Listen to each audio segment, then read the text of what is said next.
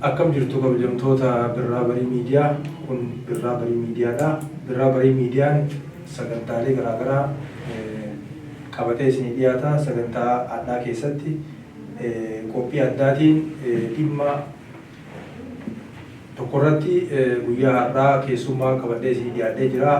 Abbaa amantaa. Kanarratti tibba kana haasaa jibbiinsaa amantii Islaamaa fi ergama Rabbi sallallahu alaihi wasallam irratti xiyyeeffate namoota dhuunfaatiin adeemsifamaa ture irratti yeroo kana ajandaa miidiyaa ta'ee jira. Kanarratti hayyuu amantaa tokko wajjin dhimma kanarratti mari'achuu fi dhiyaannee jirra. Haga dhuma sagantaa keenyaatitti akka nu hordoftan kabajaadhaan isin affeera. Gadda. Tole mee Sheeka dursa osoo gara sagantaa keenyaatitti hin ceene dura mee of beeksisaati dhaabbatoota keenyaa wal baraati gara qabxii keenyaatti deemna. بسم الله الرحمن الرحيم الحمد لله رب العالمين ونصلي ونسلم على مبعوث رحمة للعالمين نبينا محمد وعلى آله وصحبه الأغر المهجلين ومن تبعهم بإحسان إلى يوم يبعثون دران درسه BBM Birraa Barii Miidiyaa galatoomaa isiniin jedha. Abbaa amantaa bakka kanatti fiddanii waa'ee gartee amma deemaa jiru hawaasa keenya hubachiisuuf jecha afeerraa nagootaniif galatoomaa galanni keessan jannata isiniin jecha. Ani Abdurrahmaan Amaanoo Juulaa jedhama. Dhalataa magaalaa Gadabasaasa keessatti dhaladhee guddadhe. Akkasii isiniin jedha. Okay, galatoomaa Sheek Abdurrahmaan Amaanoo Sheeka Alima guddaadha. Kanaaf sagantaa keenya isinillee waamicha keenya kabajitanii bakka kanatti nu argamuudhaa fi guddisnee si galateeffannaa. Asumaan anis Huseen Baanataa jedhama. Kallattiimaan gara sagantaa keenyaatitti yeroo ceenu yeroo tibba kana haasaa jibbiinsaa amantii Islaamaa irratti xiyyeeffate akkasumas ergamaa irratti xiyyeeffate namoota dhuunfaatiin karaa sooshaal miidiyaa keessattuu anaa fi maltiimiidiyaa irratti namni Haagumaa jedhamuu fi akkasumas Beekan Gulumaa jedhamu dhimma amantaa fakkeessanii amantii arrabsuu wantoota akkasii kaasaa turanii. Kana wajjin wal qabatee yeroo kana keessattuu tibba kana xiyyeeffannaa sooshaal miidiyaa yookaan immoo miidiyaa hawaasaa argatee jira wanti kun akkasumas immoo miidiyaalee idileelee dabalatee dhimmi kun ajandaa ta'ee jira. Kanarratti adda qabxii gaafilee muraasa kaasnee irratti mari'anna. Mee gara gaafii kee jalqabaatti yeroo seenu dhimmi kun dhuguma akka hayyuu amantaa tokkotti jechuudha. Dhuguma jibba amantaa yookaan immoo amantaa kana keekuuf yookaan immoo ergamaa Rabbii kana xiqqeessuu fi karoorfatameeti wanta dhiyaate immoo ergama biraa of duuba qabeettanii yaaddu. Galatoomii Huseen keenya jazakumullahu khairal jazaa gaafii akkaan yaachiftu hawaasa keenyaaf ifa baasuuni gaafii bareedaa kaaftee wanni kuni waa lama sadii qabxii kaasuu dandeenya. Tokkoffaa namtichi kuni nama dhuunfaa tokko nama duriillee gartee dalagaan isaa jibbiinsaa diiggiinsa malee waan qabne aadama isaa irratti akkuma gartee faamilii irraa gartee dubbatametti ibsa garaagaraa irratti obboleeyyan isaa fuulaa garaagaraa irratti bakka garaagaraa irraa ibsitetti nama jibbiinsa qabu. Duuba moonni kun tokkoffaa jibbiinsa eegasii gartee kaleessa qomaa qaban jibbaa Islaamaa tokkos achi keessatti mirkaneessee jira. Nabi Muhammad alayhi salatu wassalam namni akka isaa kun arrabsuu dhiisi waan gartee subhaanahu wa ta'aalaa kun nama yaachisu jechuudha akka gartee nama abbaa amantaa tokkotti. Namni kun wayita rasuula Rabbi arrabsa alayhi salatu wassalam isa qofaa miti Islaama addunyaa guutuu xiqqeessee arrabsee anbiyoota arrabsee amantaa keenya suntaan amantaa isaanii tuqa jechuudha. Sun achumatti gabaabbinaan keessa yoo deemne gartee keessa fixuu hin dandeenyu.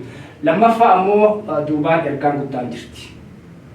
Hawaasa gartee badhaa walitti buusuufi. Hawaasa badhaa walitti buusanii karanaan gartee gara amantaa kanaa yoo waa sochoofne ni milkoofna jecha waan itti yaaddahamee dalagan. Asirratti qabxii bareeda nu kaastanii Sheeka galatoomaati. Asumarratti amma yeroo baay'ee agartee ajandaan akkanaa kun ni ka'a namoota dhuunfaatiin jechuudha.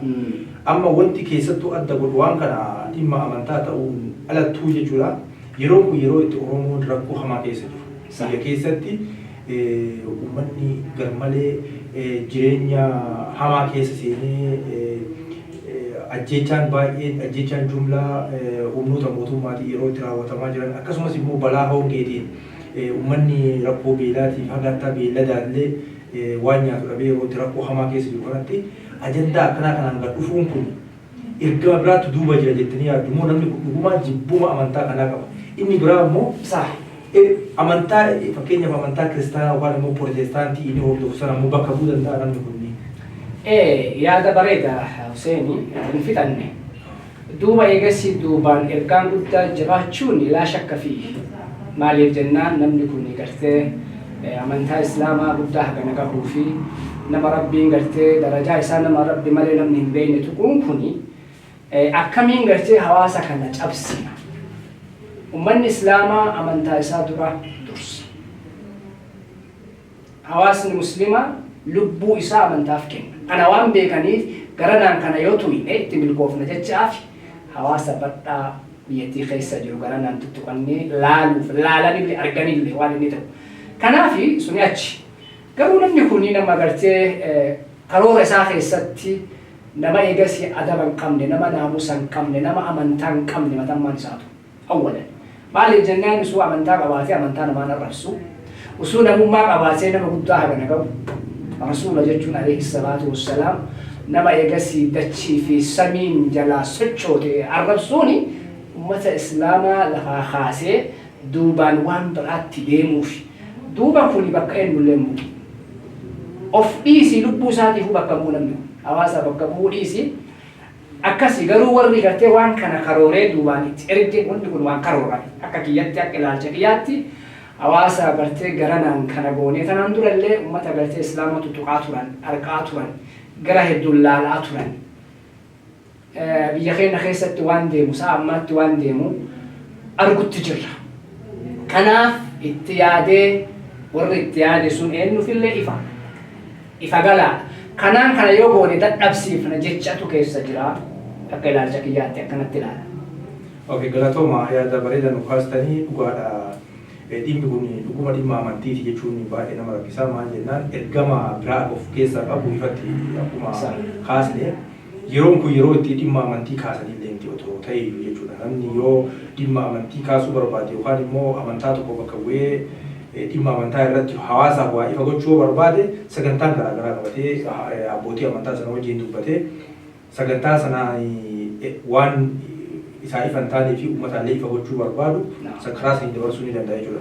Ifumatti anillee yaada dabalataa asirratti kennu namni kuni namni Agumaa jedhamu kunii fi namni Keessaawuu Misgaanuu Gulummaa jedhamu kun nama kutatti yoo fudhanne kutaa lixa Oromiyaatiitti namni kuni namoonni kun lamaanii amantii Pirootestaantii hordofu garuu immoo amantii Pirootestaantii fi uummata keenya lixaallee uummata Wallaggaallee bakka akka hin buune yeroo garaagaraatti ajandaa isaan kaasan irratti deebii obboleewwan keenya lixaallee kennaa turan nu caalaa jechuudha. Isaantu deebii kennaafii ture jechuudha. Namni kun nama akkamii akka ta'e namoota hamaa hawaasa keessatti koomiitii waliin jiraatan keessatti namoota akkamii akka ta'an sirriitti namni isaan beekan irraa ibsaa turan jechuudha. Tanaan duratti kutaa Arsii arrabsaa ture, kutaa Shawaa, kutaadhaan amantaa qofa osoo hin taane kutaadhaan nama dhuunfaa bira darbee hawaasa walitti qabee arrabsaa ture nama ture jechuudha.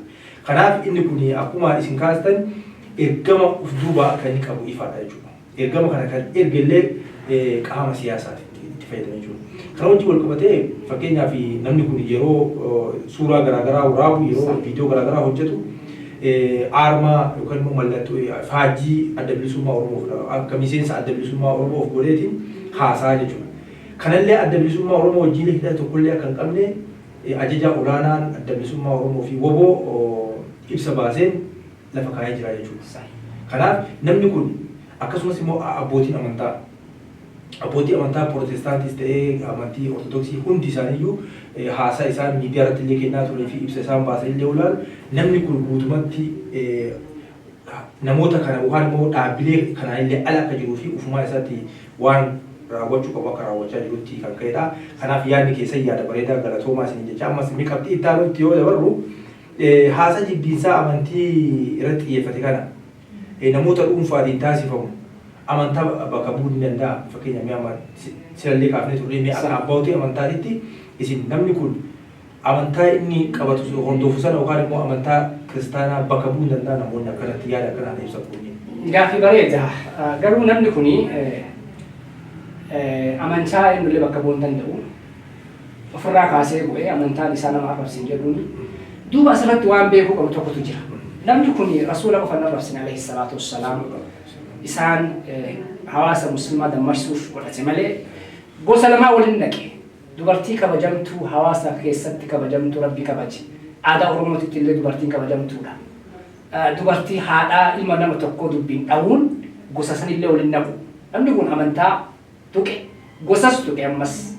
Wanni kun maali amantaa kana yoo tuqee tuntanaan bilkoofna eegasii gartee gama gartee haawwataatti jecha isaa keessatti haadha gootaa haadha eegasii gartee nama gootaa dubbiin tuqe waan hin taaneen tuqe.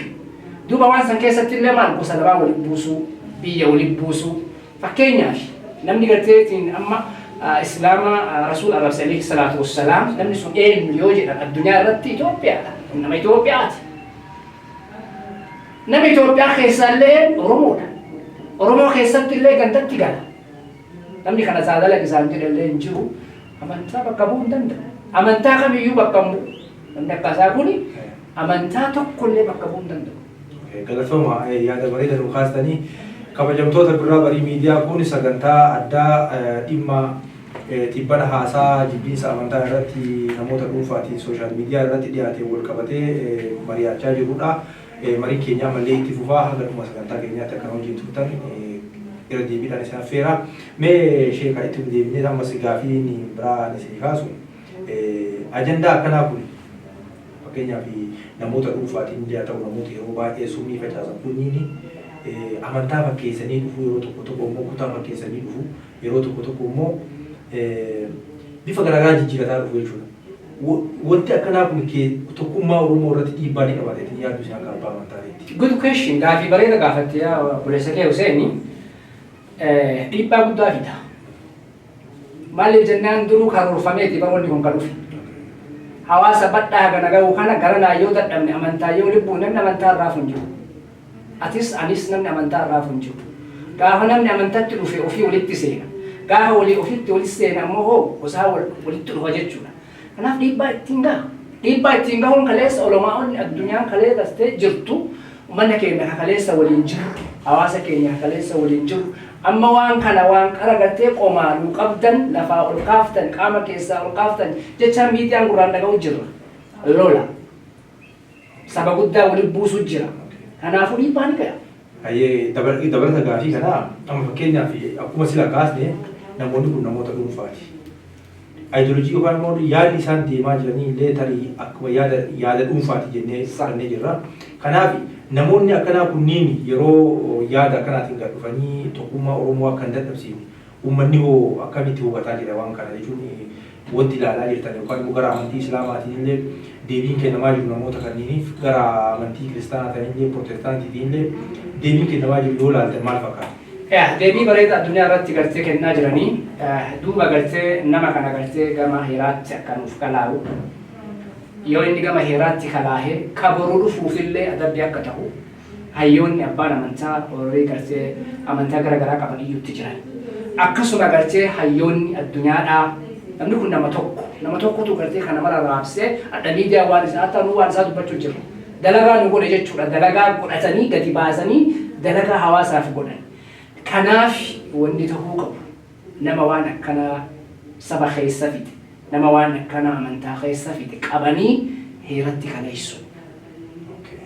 Okay, baay'ee gaariidha. Kabajamtoota dhaggeeffattoota keenyaa akkuma keessummaan keenya Sheekh Abdurrahmaan Amaanuu nu kaasanii haasofni jibbiinsaa fi dubbiin namoota dhuunfaatiin facaafaman tokkummaa Oromoo tuquu akka hin dandeenyee fi tokkummaa Oromoo namoota dhuunfaatiin haasaa namoota dhuunfaatiin amantaa fi kutaa kamiillee bakka bu'uu akka hin dandeenye asumaan ergaa isinii dabarsaa. Mee gara dhumaa irratti sheeka amma sagantaa keenyallee gabaabsanii gara dhumaatti deemna. Dhuma irratti mee dhaamsa akkamii qabdan namoota akkanaa yeroo garaagaraatti summii uummata gidduutti facaasan amantaa fakkeessanii kutaa fakkeessanii summii uummata gidduutti facaasan kana uummanni Oromoo kan waliigalatti amma wanti nuti walitti qabnu Oromummaadha. Yeroo garaagaraatti diinnis haa ta'u qaamoleen siyaasaa gara aangootti dhufuu barbaadan yookaan immoo biyya tokko bituu barbaadan dhimma amantaatii fi kutaatti dhimma bahu jechuudha. Uummata kutaa fi amantaan gargar qoqqoodanii gidduu kanatti bu'aa siyaasaa isaanii hojjetu jechuudha. Kanaaf rakkoolee kana hir'isuudhaaf uummanni keenya yeroo ajandaan akkanaa ta'u gama lamaanii jechuudha. Amantaa kiristaanaa kan hordofanis amantaa islaamaa kan hordofanis waan kana qabbaneessuu fi tokkummaan uummata keenya gidduutti akka hin hir'ine gochuudhaaf maal gochuu qabu? Maal gorsitu isin dhumarratti ergaa dhumaa carraa? Gaafii bareeda gaafachee obbo Hussein gaafii bareeda gaafattee hawaasni gartee keenya uummanni Oromoodhaa bilisummaa barbaaduuf zamana dheeraa bahe. Bilisummaa wayita barbaaduuf hangafni eenyu yoo jedhaan uummata Islaamaati akka Jeneraal Qoguutu fa'a. Takka yoo isin hin jennamu 30-50 silaa ka'uu hin danda'a. Wakadaalika akka Taaddasaa Birruu fa'a. Fakkeenya Oromoo Islaamaa miti. Ni gala warra amantaa hedduutu keessa jira.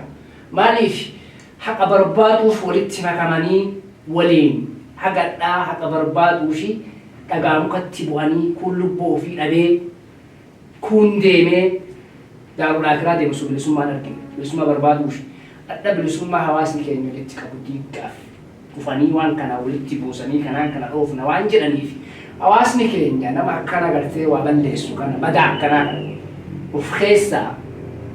of keessaa qabee waan sila kaleessa Oromoon aadaa qabdi.